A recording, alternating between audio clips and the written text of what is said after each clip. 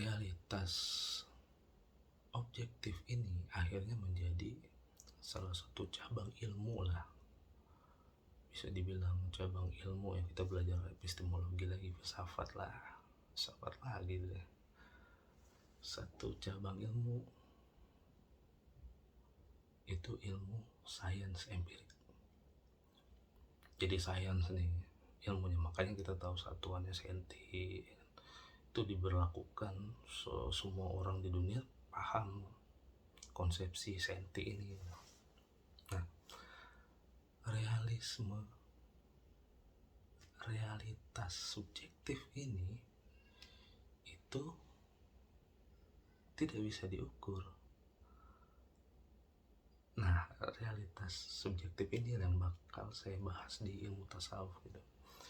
Kalau kita udah paham realitas subjektif ini, kita bisa masuk ke ilmu tasawuf, karena pengalaman pribadi seseorang itu pasti berbeda. Dan metafisik nggak bisa kita ukur apa coba. Misalnya ada anak-anak ini main ke rumah temennya ya, terus tiba-tiba orang tua dari temennya ini marah ya, marah mungkin ada masalah keluarga atau apa gitu misalnya. Nah, si anak ini karena dia belum paham nih realitas subjektifnya, mengira kalau bapak ini orangnya pemarah gitu. Si bapak temannya ini tuh, oh pemarah itu begini ya. Nah, jadi marah itu dideskripsikan dalam hidupnya sendiri, ukurannya itu begini ya gitu. Nah, terus ada lagi anak-anak yang nggak pernah dimarah, emang disayang sama orang. Gimana coba dia bisa menerjemahkan marah gitu, sementara dia nggak pernah dimarah, disayang mulu nih. Nah begitu. Jadi ketika kita sudah paham realitas subjektif ini, kita bisa terjun ke ilmu tasawuf gitu. Nah, di dalam tasawuf ini kita belajar tentang rasa, realitas subjektif tadi gitu. Nah, kita tahu dari mana nih rasa yang benar gitu, yang diajarkan dari wajibul wujud tadi kan, sebab utama dari Tuhan. Konsepsi rasa ini gimana gitu, susah itu dijawabnya. Nah, setelah sekian lama saya belajar tasawuf, akhirnya tadi saya ketemu dengan 3. Kalau saya mendefinisikannya adalah 3 dimensi tubuh. 3 dimensi tubuh ya. Ada nafsu, jiwa, diri, ego. Kedua akal, pikiran, alat untuk berpikir. Ketiga kolbu. Nah, kolbu inilah yang berperan penting dalam ilmu agama. Kenapa? Jadi begini, kita belajar tentang, mungkin gak usah agama ya, kita diajari sama orang tua kita jujur gitu. Saya ingat banget tuh kata nyokap tuh, nah kalau kamu jujur, ibu bakal bela kamu sampai ujung hayat kamu gitu. Saya belajar konsepsi yang diberikan oleh realitas subjektif saya melalui ibu saya itu adalah kejujuran selalu menang, dan terbukti.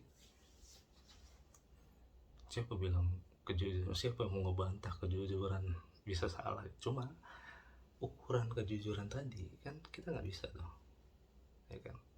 Kita nggak bisa untuk mendeskripsikannya gitu. Nah, kejujuran tadi kalau kita masukin ke 3 dimensi body tadi, 3 dimensi tubuh gitu. Kejujuran adalah tidak berbohong, dong, kejujuran aja, tidak berbohong, semua orang paham lah. Tidak berbohong itu dibungkuslah oleh nafs kita. Sebenarnya nafs ini dibagi, panjang deh, cuma saya mau ngebahas yang simpel dulu lah, ntar kita kupas lebih dalam. Si nafs ini itu selalu membawa kita ke keadaan yang bisa dibilang salah gitu. Jiwa ini, ego, itu selalu membawa kita ke, bahkan Imam Ghazali dalam kitabnya Ihya Ulumuddin itu redaksinya adalah hal-hal yang membinasakan itu kan sesuatu yang perlu kita pikirkan. Membinasakan, binasa, hilang, gone gitu. Hal-hal yang menggonkan kita. Nafsu ini dibalutlah oleh sifat-sifat tadi, itu hal-hal yang membinasakan gitu. Ini barang nih kita harus kontrol gitu. Contoh nafsu amarah gitu, nafsu marah kan itu kan diserap dari bahasa Arab semua kan. Nafs amarah gitu. Nafsu yang membuat kita marah gitu. Sesuatu di dalam diri kita yang membuat kita marah. Apa coba, kan beda-beda. Cuma itu kan bisa kita kontrol. Nah, nafsu tadi dikontrol oleh akal gitu. Akal kita akan membuat, kalau dalam bahasanya ada salah satu buku ya, bagus banget ya, ada batasan-batasan yang bisa kita kontrol gitu. Marah contohnya, sebenarnya gampang sih ngontrol marah, ya jangan marah. cuma kan nggak ilmiah lah bisa dibilang. Kalau marah mah ya sulit gitu dikontrol ya. Cuma kalau kita mau berpikir, nah kata kuncinya berpikir gitu, berpikir sebelum bertindak. Nah si Henry Cloud ini dia ngasih penjelasan tentang batasan-batasan, atau kita bisa bilang enggak gitu dalam realitas subjektif kita, bahwa ya gue nggak perlu marah nih kayak begini, gue bisa tahan. Nah batasan-batasan tadi itu dikontrol oleh akal gitu. Ini nafs dikontrol. Kalau dalam diagram tuh nafs ya kan. Nah nafs ini di dalam oleh akal tadi gitu. Untuk lebih dalamnya lagi ntar kita bahas. Nah setelah nafs ini dikontrol oleh akal, terus korelasi ke kolbu apa nih? Korelasi ke kolbu adalah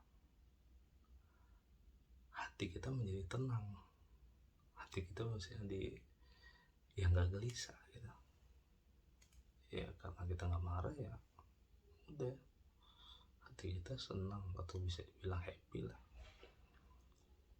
Nah kalau dalam tasawuf, pikiran tadi itu dikontrol oleh kolbu gitu. Nah ini nih yang tingkat lebih tinggi nih, pikiran. Nah pikiran inilah yang akan ngeboundaries, memberi batasan kepada nafsu tadi, atau jiwa atau ego tadi. Nah sebenarnya niat atau intensi itu muncul dari pikiran atau kolbu gitu. Nah kalau dalam literatur Islam itu yang mengontrol itu adalah kolbu, bukan pikiran. Pikiran itu hanya menerjemahkan apa yang berasal dari kolbu tadi. Nah untuk kolbu ada satu ungkapan yang sangat keren sih menurut saya.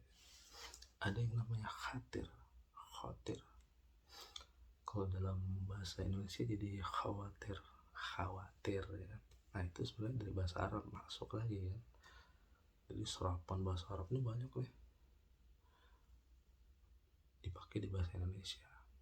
Nah kita agak keluar konteks dulu ya. Nah untuk itu Al-Quran itu kaya akan makna. Kenapa?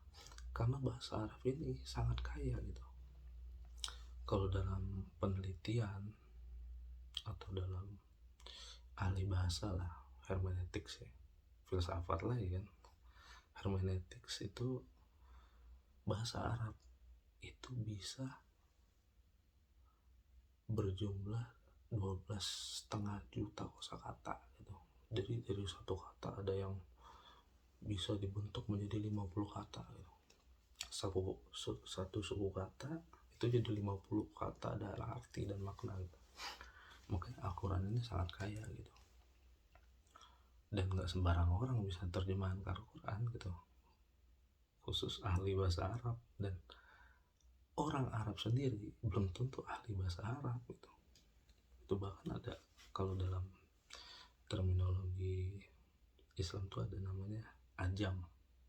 Ajam itu adalah orang yang di luar, yang berasal dari di luar Arab tapi belajar bahasa Arab, dan mereka lebih mahir dari orang Arab sendiri gitu. Dan unik deh pokoknya itu. Si Khatir ini itu berasal dari ada 4. Pertama dari Allah Subhanahu wa taala, kedua atau kita sebut Khatir Rabbani, kedua dari malaikat atau Khatir Malaki, ketiga adalah Khatir Nafsi atau dari nafs tadi. Jadi dari nafs itu dia bisa membuat pikiran tertentu lah gitu. Dan ada Khatir Syaitoni atau dari Syaiton. Nah Khatir ini tadi tuh lintasan yang cepat gitu, ditangkap oleh akal, diterjemahkan sehingga menimbulkan niat tadi. Niat kita pengen apa ini, misalnya kita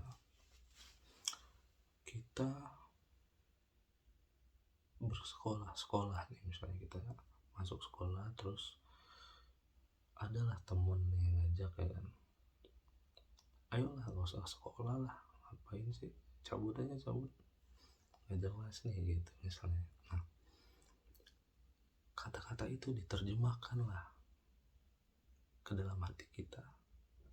Nah si hati tadi dia punya lintasan cepet gitu, oh iya ya gak usah sekolah gitu, cepet ya, atau gak sekolah lah, bagus buat pendidikan, ntar masa depan gue gimana gitu.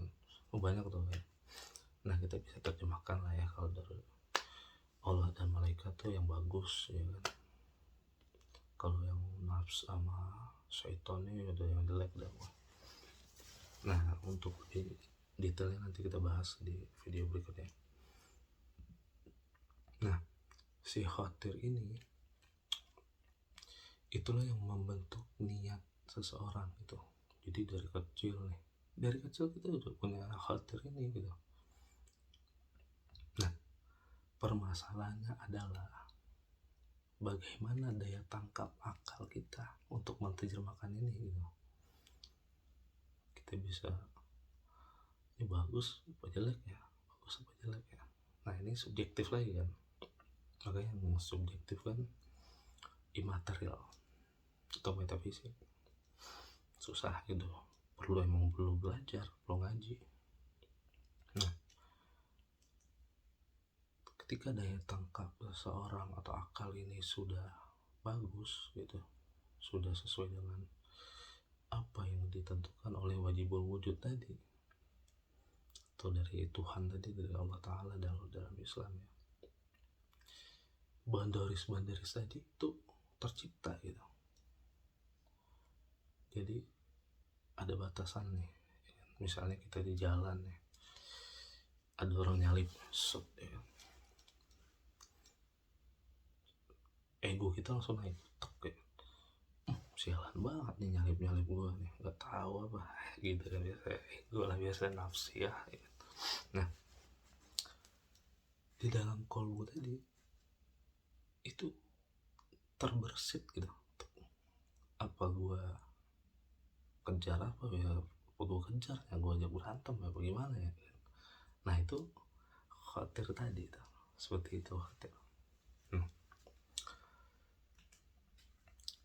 Jadi sesuatu yang ditangkap oleh hati kita itu diterjemahkan melalui akal membatasi ini nafsia kita gitu.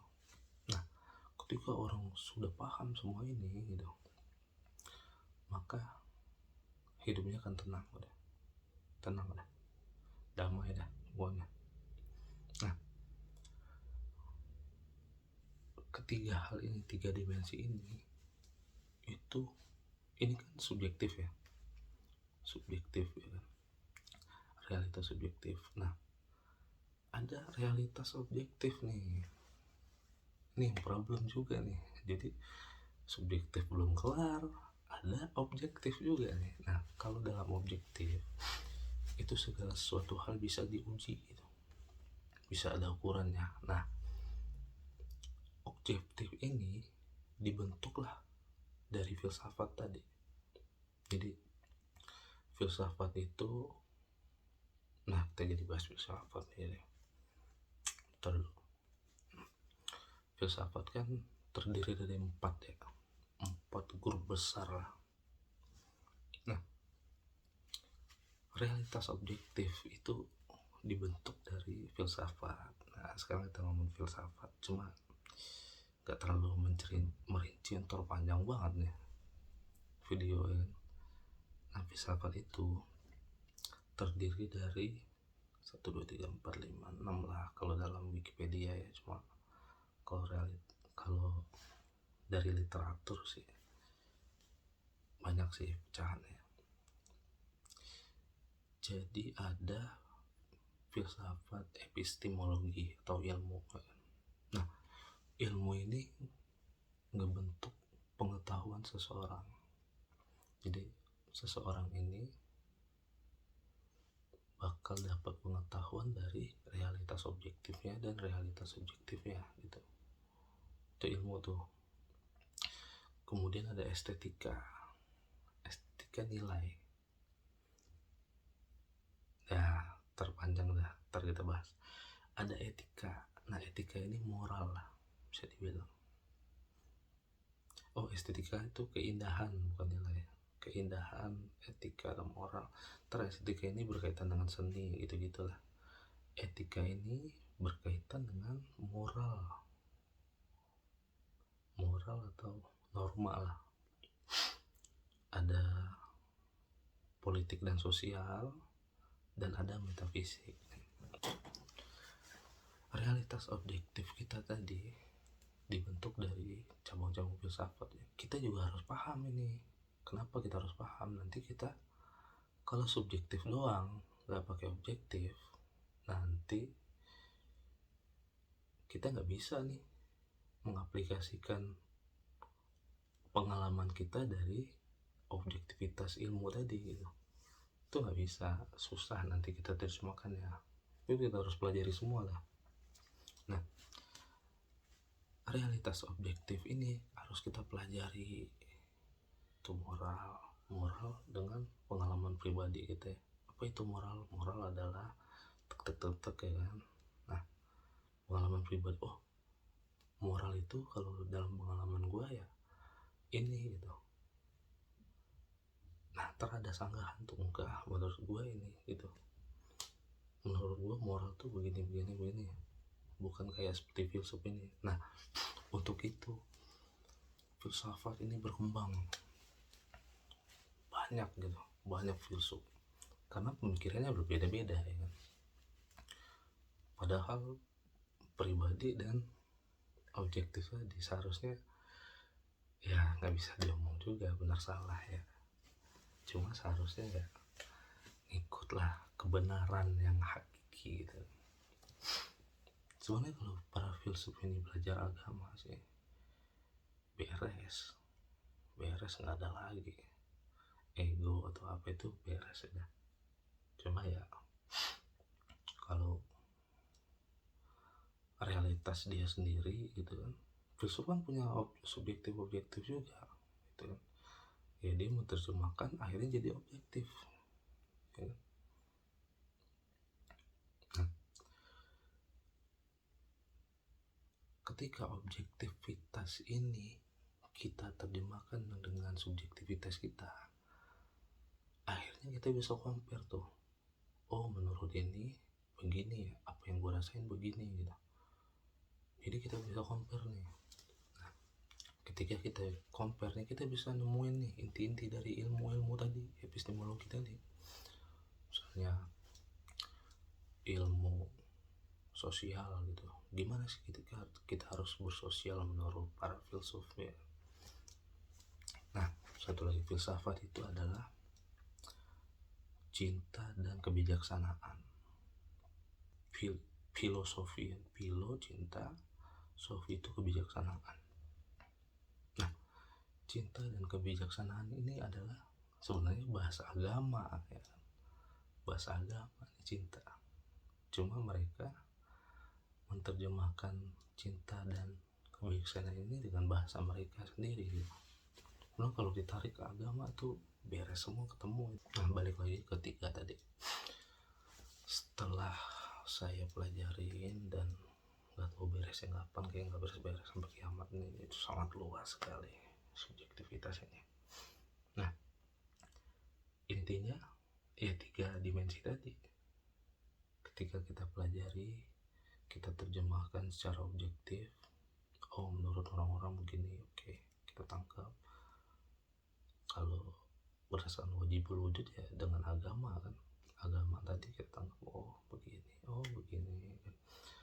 Setelah kita belajar 3 dimensi ini, kita harusnya berujung pada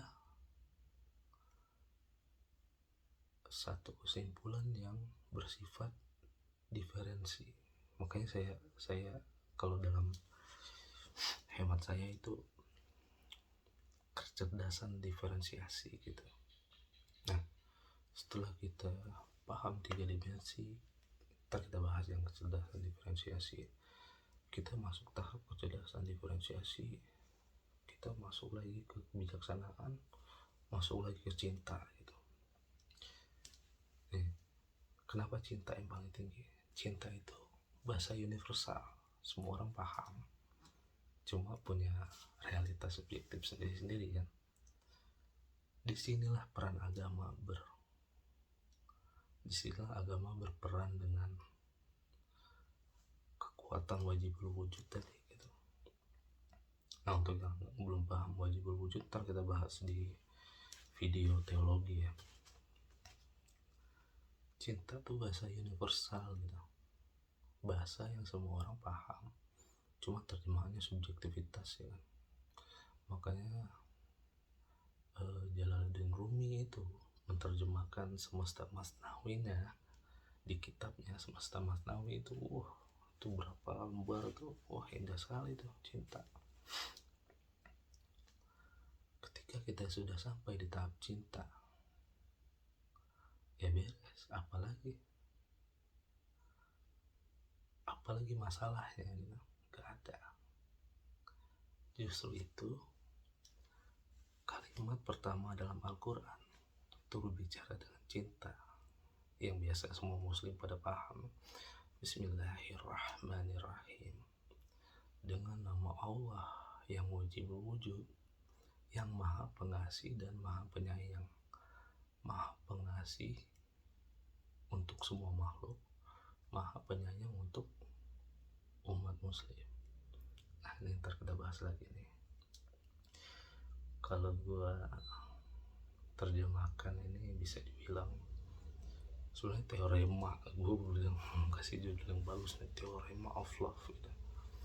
Cuma kalau teorema kan masuk ke matematika ya, tapi ada matematikanya. Penasaran kan? tunggu video berikutnya. Assalamualaikum warahmatullahi wabarakatuh.